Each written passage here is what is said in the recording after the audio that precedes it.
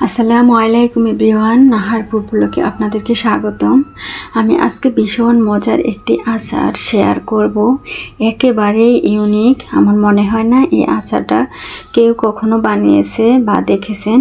তো আমার সঙ্গে থাকুন আর টিপসগুলো ফলো করে এরকম মজাদার একটা আচার সারা বছরের জন্য সংরক্ষণ করে রাখতে পারবেন এই আমের সিজনে। তো সিজন থাকতে থাকতে কিন্তু সংরক্ষণ করতে হবে। তো আমি এখানে পরিমাণ মতো আম নিয়ে ভালো করে ধুয়ে পরিষ্কার করে নিয়েছি। যেহেতু আমাদের গাছের আম না কিনা আম, তো সেজন্য কিন্তু ওরকম তাজা টাটকা আমগুলো পাওয়া যায় না। তো যাই হোক, আলহামদুলিল্লাহ তারপরও তো কিনতে পেরেছি। তো এখন কিন্তু আমি মুখগুলো কেটে সুন্দর করে কিন্তু একটা ছোট এই বডিটা কিন্তু আপনারা দেখলে হয়তো হাসবেন। এই বডিটার বয়স প্রায় 16-17 বছর হয়েছে। এটা এতটা ধার, আমি বড় মাছ, মুরগি, মাংস সব কিছু কিন্তু এই বটিটা দিয়ে কাটি। বড় বটিগুলার চেয়ে কিন্তু এটাতে অনেক বেশি ধার হয়। আমি বড় বটিটা দিয়ে কাটতে পারিনি। তো এই তো সুন্দর করে কিন্তু আমি খুব সহজে 2 ফালা করতেছি, কারণ আমের আঠিটা কিন্তু অনেক বেশি শক্ত থাকে, সেজন্য আঠিটা কাটতে কিন্তু অনেক বেশি কষ্ট হয়। আর এই বটিটাতে আমার কাটতে কোনো কষ্ট হয়নি, সুন্দরভাবে দিতেছি আর সুন্দরভাবে কিন্তু কাটা হয়ে যাচ্ছে। আর এই জিনিসটা কিন্তু খুবই সাবধানে কাটতে হবে, এই সময় কিন্তু হাত কেটে যাওয়ার সম্ভাবনা থাকে। তা আমি কিন্তু 2 ফালা করে করে সুন্দর করে পানির ভিতরে ভিজিয়ে রাখতেছি। এই কাজটা অবশ্যই করবেন, তা না হলে কিন্তু আমটা কষে কালো হয়ে যাবে। তা আমি কিন্তু আপনাদের বোঝার সুবিধার্থে সম্পূর্ণ টিপসগুলো আজকে এই ভিডিওতে দেওয়ার চেষ্টা করব। আশা করি ধৈর্য সহকারে এই ফুল ভিডিওটা দেখবেন, দেখে বাসায় এরকম মজাদার একটা আচার বানিয়ে রাখতে পারবেন। এই আচারটা বিশেষ করে খিচুড়ির সাথে বেশি ভালো লাগে, ডাল ভাতের সাথেও খেতে পারবেন। আবার যখন রোদের ভিতরে টক খেতে ইচ্ছে করবে তখনও কিন্তু এই আচারটা খেতে পারবেন। এটা দেখতে যতটা লোভনীয় হয় তার চেয়ে কিন্তু বেশি খেতে মজা হয়। তো আমার কিন্তু সবগুলো আম কাটা হয়ে গেছে। এখন আমি সুন্দর করে ধুয়ে পরিষ্কার করে নিয়েছি। তো দেখতেই পারছেন, এই টিপসগুলো কিন্তু অবশ্যই ফলো করবেন। এই আমটা যত সুন্দর পাতলা করে কুচি করে নেবেন, একেবারে আটির সাথে লেগে যাওয়া পর্যন্ত কিন্তু কাটতে হবে, তাহলে কিন্তু আচারটা খুবই সুন্দর হবে। তো ধৈর্য সহকারে কিন্তু একেবারে পাতলা পাতলা করে কাটতে হবে। যত পাতলা হবে আচারটা কিন্তু তত বেশি সুন্দর হবে। আর এই আচারটা কিন্তু অনেক বেশি কষ্ট হয়। আর যখন আপনি এত কষ্ট করে আচারটা খাবেন তখন কিন্তু আপনার আর কোনো কষ্ট থাকবে না, নিমিষেই কষ্টটা শেষ হয়ে যাবে। তো দেখতেই পাচ্ছেন আমি কিভাবে আমটা কাটতেছি। এরকম করে কিন্তু সম্পূর্ণ আমটাকে কেটে নিতে হবে। খুবই সাবধানে করতে হবে যেন আমগুলো কেটে বের হয়ে না যায়, সেজন্য কিন্তু খেয়াল রাখতে হবে।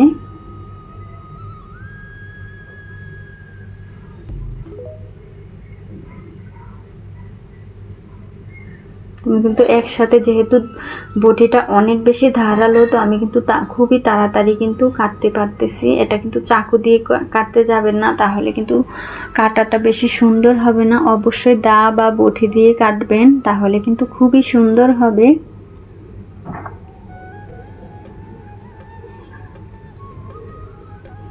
যারা আমার ভিডিওটা দেখতেছেন প্লিজ একটা লাইক দিয়ে কন্টিনিউ করবেন। আর আমার সম্পূর্ণ ভিডিওটা ধৈর্য সহকারে দেখবেন, আমি বারবার বলতেছি। কারণ এরকম একটা আচার যদি আপনার বাসায় থাকে তাহলে কিন্তু সবাই অনেক বেশি পছন্দ করবে। আর যদি অতিথি আপ্যায়নে করে কাউকে খাওয়ান তাহলে সবাই আপনার অনেক বেশি প্রশংসা করবে। আমি কিন্তু আপনাদের বোঝার সুবিধার্থে সম্পূর্ণ ভিডিওটা দেওয়ার চেষ্টা করি। তারপরেও আমি কিন্তু অনেক কেটে কেটে, যেগুলো একেবারে না দেখালেই নয় সেগুলো আপনাদেরকে দেখাচ্ছি। আশা করি পুরোটা সময় জুড়ে থাকবেন আর ধৈর্য সহকারে এই ভিডিওটা দেখবেন। আমি কিন্তু সবগুলো আম সুন্দর করে সময় নিয়ে কেটে নিয়েছি। আর এখানে আমি 1 চিলতা লেবু দিয়েছি। আর পরিমাণ মতো আপনি যতটুকু আম নেবেন সেই পরিমাণে লবণ দিবেন। লবণ দিয়ে সারা রাতে, যদি বিকালে কাটেন সারা রাতের জন্য রেখে দিবেন পানির ভিতরে ভিজিয়ে আমি তো রেখেছি 9 ঘন্টা পরে কিন্তু এখান থেকে তুলে নেব। এখন এইভাবে আমি রেখে দিব। আমি আপনাদেরকে আরেকটা টিপস বলে দিচ্ছি, সেটা আপনাদের ভালোর জন্য। সকালবেলা আমটা কেটে একেবারে সন্ধ্যা পর্যন্ত এভাবে লবণ আর লেবু দিয়ে ভিজিয়ে রাখবেন। তারপরে কয়েকবার পানি পাল্টিয়ে এরকম চিপে ধুয়ে নেবেন। নিয়ে তারপরে টিপসগুলো কিন্তু আমি আপনাদেরকে দেখিয়ে দিব। ভিডিওটির সঙ্গেই থাকুন, তাহলে কিন্তু আপনি সকাল সকাল কিন্তু আমটা রোদে দিতে পারবেন। আর যদি রাতে কাটেন তাহলে সকালে কিন্তু রোদে দিতে পারবেন না, আপনাদের কষ্ট হয়ে যাবে। সেজন্য সকালে নিয়ে রাত পর্যন্ত ভিজিয়ে রাখবেন। তারপরে রাত্রে পানি থেকে উঠিয়ে কি করতে হবে সেটা জানতে হলে আমার ভিডিওটার সঙ্গেই থাকুন। আমি কিন্তু সুন্দর করে পানিগুলো চেপে কিন্তু ফেলে দিতেছি। এই কাজটা কিন্তু কয়েকবার ধুয়ে এরকম করে পানি পাল্টিয়ে নেবেন, তাহলে কিন্তু ভিতরে আমের কোনো টক থাকবে না, একেবারে টক পানিটা বের হয়ে যাবে।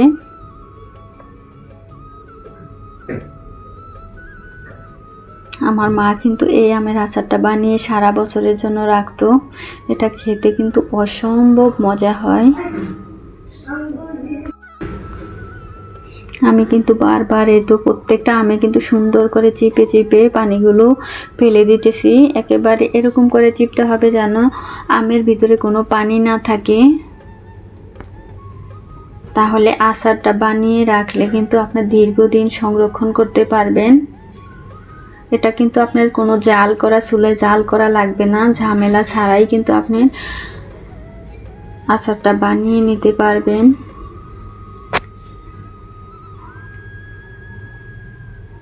তো আমি দেখুন পানিটা কিন্তু একেবারে স্বচ্ছ হয়ে গেছে। তো বললাম না যে আমার সঙ্গেই থাকুন, আমি পরের টিপসটা আপনাদেরকে জানিয়ে দিব। তো আমার আমগুলো সম্পূর্ণ চিপে নেওয়া হয়ে গেছে। এখন আমি এখানে ভারী একটা তাওয়াল 2 ভাঁজ করে বিছিয়ে নিয়েছি। নিয়ে এখন সবগুলো আম এভাবে ছড়িয়ে দেব তাওয়ালের ভিতরে দিয়ে, তারপরে উপর দিয়ে ভারী কিছু দিয়ে সারা রাতের জন্য চাপ দিয়ে রেখে দিবেন। এই কাজটা কিন্তু অবশ্যই করতে হবে। যদি আমার এই টিপসগুলো ফলো না করে বানান তাহলে কিন্তু আপনারা বেশি দিন সংরক্ষণ করতে পারবেন না। আর যদি আমার টিপসগুলো ফলো করে আচারটা বানান তাহলে 1 বছরে আপনার আচারটা কোনো ভিনেগার দেয়া লাগবে না, এমনিতেই একেবারে সুন্দর থাকবে। তো আমি কিন্তু বড় একটা পাটা দিয়ে চাপ দিয়ে রেখে দিয়েছি সারা রাতের জন্য। তো আলহামদুলিল্লাহ আমি কিন্তু সকালে উঠে চলে এসেছি। উঠে পাটাটা সরিয়ে এই তো আমগুলো দেখুন তুলে আপনাদেরকে দেখাচ্ছি।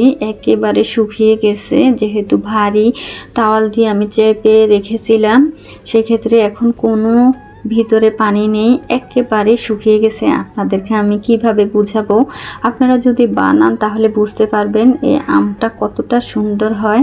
তো আমি সবগুলো এখন একটা ডালাতে তুলে নিতেছি। কালারটাও দেখুন চেঞ্জ হয়ে গেছে, আর দেখুন একেবারে খুবই সুন্দর হয়েছে। তো এখন আমার পরের স্টেপগুলো আপনারা দেখতে থাকুন, তারপরে আমি কি করি। সামনে কিন্তু আসল চমকটা রয়ে গেছে, সেজন্য কিন্তু পুরো ভিডিওটা দেখতে হবে। আর এরকম টিপসগুলো ফলো করে কিন্তু আপনারা মজাদার এই আচারটা বানিয়ে রাখতে পারবেন। আমি এখানে রাত্রে কিন্তু 1 কাপ পরিমাণে আমি সরিষা ভিজিয়ে রেখেছি। আপনাদের পরিমাণ মতো নেবেন, সরিষাটা কিন্তু একটু বেশি দিতে হবে। তো আপনাদের এই আচারটা বানাতে যা যা লাগবে, আমার সর্বপ্রথম লাগবে সরিষাটা অবশ্যই সাদা সরিষাটা দেওয়ার চেষ্টা করবেন। আর এখানে লাগবে পরিমাণ মতো, আপনারা ঝাল যতটুকু খাবেন ততটুকু পরিমাণে মরিচ দিবেন। আর এখানে রসুন বাটা দিতে হবে। তো আমি এখানে রসুনটাকে কিন্তু চিলে ধুয়ে পরিষ্কার করে নিয়েছি। এখানে আমি সবগুলো উপকরণ একসাথে বেটে নিব। শিলপাটায় বেটে দিলে কিন্তু খুবই সুন্দর হয়। আপনারা যদি চান যে ব্লেন্ডার করে নেবেন তাও করতে পারেন, কিন্তু আমার কাছে মনে হয়েছে যে আমি শিলপাটা বেটে দিব। আর এখানে আপনারা চাইলে 1 চিলটা আদাও দিতে পারেন। তো আমি আদাটা একটু পরে দিব, আগে এই উপকরণগুলো বেটে নিতেছি। এই তো আমি কিন্তু 1 চিলটা পরিমাণে আদা দিয়েছি, দিলে কিন্তু ফ্লেভারটা সুন্দর হবে আর খেতেও কিন্তু মাশাআল্লাহ খুবই ভালো লাগে। তো আমি সুন্দর করে কিন্তু বেটে নিব। আমি এখানে হাত দিয়ে বাটবো না, কারণ এই মরিচগুলো কিন্তু অনেক বেশি ঝাল হয়, হাতটা অনেক বেশি জ্বলে। তো সেজন্য আমি কিন্তু চামিচ দিয়ে বেটে নিতেছি। আসলে যে কোনো জিনিস যদি ভালো করে মজা করে খেতে চাই তাহলে তো একটু কষ্ট করতেই হবে। আর যেহেতু নিজেরা বাসায় খাবো তাহলে একটু কষ্ট করে সুন্দর করে পারফেক্ট সলিড জিনিসগুলো আমরা দেওয়ার চেষ্টা করব। শিলপাটা বাটাটা আসলে অনেক কষ্ট হয়, কিন্তু যখন আমরা খাবারটা অনেক মজা করে খাই তখন কিন্তু আর এই কষ্টটা থাকে না। আমি কিন্তু সুন্দর করে বেটে নিয়েছি, 2 বাটা দিয়েছি, 1 বাটাতে কিন্তু সুন্দর করে পিষা হবে না, সেজন্য কিন্তু 2 বাটা দিয়ে নেবেন। আর যদি ব্লেন্ডার করেন তাহলে তো মুহূর্তের ভিতরে হয়ে যাবে, আর কোনো কথাই নেই। তো আমি সবগুলো মশলা আমি বাটিতে তুলে নিলাম, দেখুন কতটা সুন্দর হয়েছে। তো আমি একটা বড় বাটি নিয়েছি, এখন এখানে আমি কি কি উপকরণ মেশাবো সেটাই আপনারা দেখতে থাকুন। আপনি ভাবতেই পারবেন না যে এই আচারটা এত দেখতে যেমন লোভনীয় হয়, খেতেও কিন্তু মাশাআল্লাহ অনেক মজা হয়। তো আমি এখানে দিয়েছি হলুদ গুঁড়া, কালারটা খুবই সুন্দর আসবে হলুদ গুঁড়াটা দিলে। আর দিতে হবে এখানে স্বাদ মতো লবণ। যেহেতু আমার আমটাকে এত সুন্দর করে লবণ পানি লেবু পানি দিয়ে ধুয়ে নিয়েছি, সেজন্য কিন্তু এখন আমটাতে আর কোনো টক থাকবে না। আর আমার আমটা একটু কমই টক ছিল, সেজন্য এখন টক নাই বললেই চলে। তো এখন সুন্দর করে মিক্স করে, এই তো দেখুন আমি কিভাবে আমের ভিতরে লাগাচ্ছি। এই টিপসগুলো কিন্তু অবশ্যই ফলো করে আপনারা আচারটা বানাবেন। তো আমি কিন্তু সুন্দর করে এই যে সাইড থেকে এই পাশ থেকে ওই পাশ থেকে ভালো করে লাগিয়ে নিতেছি। আমগুলাকে সুন্দর কিন্তু এভাবে চেপে চেপেও একটু লাগিয়ে নিতে পারেন। তো আমার মনে হয়েছে হাত দিয়ে দিলেই কিন্তু একটু বেশি ভালো হবে। একটু ফাঁক ফাঁক করে ভালো করে ভিতরে এই যে মশলাগুলো ঢুকিয়ে দিবেন, তাহলে কিন্তু আচারটা খেতে অনেক ভালো লাগে। তো আমি চারপাশে দিয়েছি, উপর দিয়েও কিন্তু লাগিয়ে দিতেছি। এভাবে করে সবগুলো আমের সাথে আমি মশলাগুলো মিক্স করে নেব। মশলাগুলো মিক্স করার পরে আমি কি করব সেই টিপসটা কিন্তু আমি এখন বলবো না, সাথেই থাকুন পরবর্তী স্টেপগুলো দেখার জন্য। ভিডিওটি ধৈর্য সহকারে দেখুন। আমি প্রত্যেকটা আমি এভাবে করে নেব আপনাদের বোঝার সুবিধার্থে। আমি আর 2-1টা আম এভাবে লাগিয়ে লাগিয়ে আপনাদেরকে দেখিয়ে দিচ্ছি। যারা নতুন আছেন তারাও কিন্তু আমার এই টিপসগুলো ফলো করে কিন্তু এরকম মজাদার একটি আচার বানিয়ে রাখতে পারবেন। এটা তো যখন আপনি কাচের বয়মে রাখবেন তখন খাওয়ার চেয়ে তো দেখে অনেক ভালো লাগবে। যে আম দিয়েও এত সুন্দর আচার হয়, তাও আবার সিল্কা সহ, জাল ছাড়া, শুধু রোদে দিলেই কিন্তু আপনার এরকম একটা আচার হয়ে যায়। আসলে আমি কিন্তু এইসব আচারগুলো আমার মায়ের কাছ থেকে শিখেছি। আমার আমা আল্লাহ তাকে অনেক অনেক নেক হায়াত দান করুক। আপনারা সবাই দোয়া করবেন। আমার মা কিন্তু অনেক রকমের আচার বানাতে পারে। আমি কিন্তু হিসাব করলে মনে হয় 30-40 আইটেম হবে, এত রকমের ইউনিক আচার বানায়। তো ঢাকার আম তো আসলে অত ভালো না, সেজন্য কিন্তু আমি অত আমের আচারটা বানাতে পারি না। আমাদের দেশি আমটা দিয়ে যত সুন্দর আচার হয়, এই ঢাকার আম দিয়ে কিন্তু অত সুন্দর হয় না। তো দেখুন মাশাআল্লাহ কতটা সুন্দর লাগছে। আমার কিন্তু সবগুলো আম মশলা দিয়ে মাখানো হয়ে গেছে। তো এখন কিন্তু আমি সারা দিনের জন্য রোদ্রে দিয়ে রাখবো। রোদটা যদি করা হয় তাহলে কিন্তু এক রোদেই আপনার আচারটা শুকিয়ে যাবে, যেহেতু এই আমটার ভিতরে কোনো পানি ছিল না। তো এক রোদেই কিন্তু আপনার হয়ে যাবে। তো দেখুন আমি কিন্তু সারা দিন আমটাকে দিয়ে রেখেছিলাম, দুপুরের সময় আবার একটু উল্টে দিয়েছিলাম। দেওয়ার পরে সারা দিন রোদটা পেয়ে আমটা মাশাআল্লাহ খুবই সুন্দর পারফেক্ট হয়েছে। আমি আর আজকে রোদ দেব না। এখন আমি তেলের ভিতরে রেখে দিব। তো আমি কিন্তু একটা কাচের বোতল নিয়েছি। এই আমের আচারটা সংরক্ষণের জন্য কিন্তু কাচের বয়মটা অবশ্যই নেবেন। এই আমটা অনেক বড় ছিল, সেজন্য এই হরলিক্সের কৌটোটার ভিতরে ঢুকছিল না, তো আমি সেজন্য সেটা রেখে দিয়ে বাকি আমগুলো কিন্তু দিয়ে ভালো করে চেপে চেপে দিব, যাতে সুন্দর করে সবগুলো আম আমি দিতে পারি। আগে তেল দিতে যাবেন না, আগে প্রথমে আমগুলো রাখবেন, রাখার পরেই কিন্তু তেলটা দিতে হবে। তো এই তো আমি কিন্তু সুন্দর করে এখানে অনেকগুলো আম দিয়ে দিয়েছি, আর বাকি আমার অল্প কিছু আম আছে, তো আমি বাকি আমটাও কিন্তু দিয়েছি। তো এখন দেখা যাচ্ছে যে আমটা বেশি হয়ে গেছে, সেজন্য মনে হয় আরেকটা তুলে নিতে হবে, না হয় তেলটা দিতে পারবো না। তো আমি আরেকটা আম সরিয়ে নিয়েছি, নিয়ে এখন আস্তে আস্তে করে আমি তেলটা দিব আর একটু ঝাঁকিয়ে দিব, যাতে করে সুন্দর করে তেলটা ভিতরে ঢুকে যায় আচারের। সেজন্য একসাথে দিতে যাব না, একসাথে দিতে গেলে উপর দিয়ে পড়ে যাওয়ার সম্ভাবনা থাকবে। তো আস্তে আস্তে করে তেলটা কিন্তু ঢালতে হবে। তেলটা কিন্তু অবশ্যই কাঁচা দিবেন, জাল করে দিবেন না, কারণ কাঁচা তেলটা দিলে কিন্তু ফ্লেভারটা বেশি সুন্দর হবে। একেবারে তেলের একটা ঝাঁঝালো, তারপরে এখানে যে রসুন, আদা, তারপরে সরিষা দিয়েছি, সব কিছু মিলেই কিন্তু আচারটা মাশাআল্লাহ এতটা মজা হয়, আমি আপনাদেরকে মুখের ভাষায় বোঝাতে পারবো না যে এই আচারটা কতটা বেশি মজা হয়।